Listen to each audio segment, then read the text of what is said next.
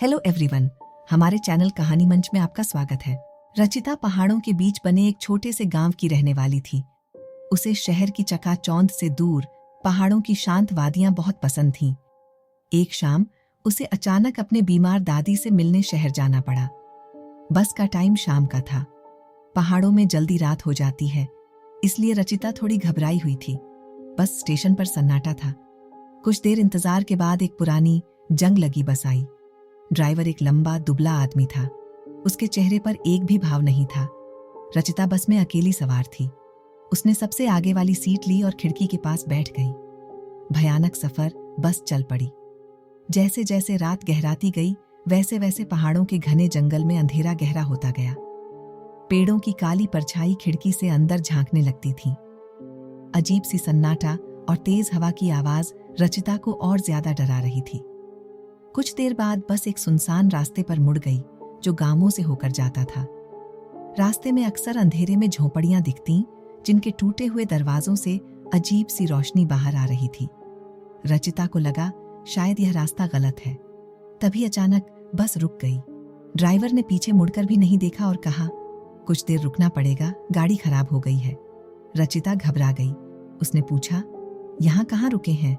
आसपास कोई गांव भी तो नहीं है? ड्राइवर ने कुछ नहीं कहा, बस सन्नाटे में खड़ी रही। समय कटने का नाम नहीं ले रहा था। रचिता डर के मारे कांप रही थी। तभी उसे खिड़की के बाहर कुछ हलचल सुनाई दी। उसने झांक कर देखा तो सड़क के किनारे अजीब सी आकृतियां खड़ी थीं। उनकी आंखें चमक रही थीं और वे अजीब सी आवाजें निकाल रहे थे। सपना या सच? रचिता चीखने लगी, पर उसकी आवाज जंगल में खो गई।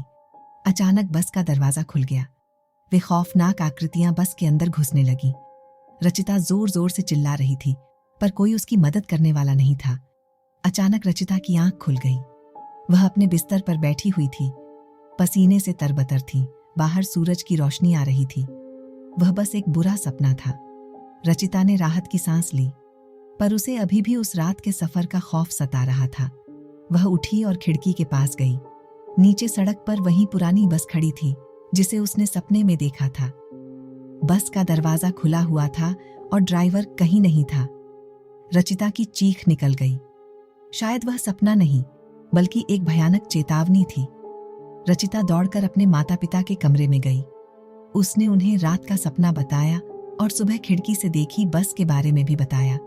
उसके माता पिता पहले तो उसे शांत करने लगे, यह कहकर कि यह सिर्फ एक बुरा सपना था, पर रचिता जिद करती रही।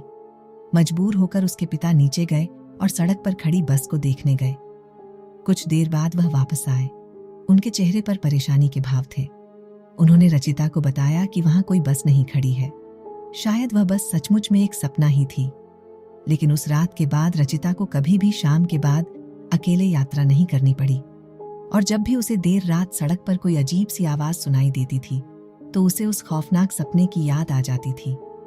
शायद वह सपना था, या शायद एक ऐसी भयानक चेतावनी जिसे उसने अनदेखा कर दिया था। हमारी अगली कहानी को सुनने के लिए हमारे चैनल को सब्सक्राइब करना मत भूलिएगा। धन्यवाद।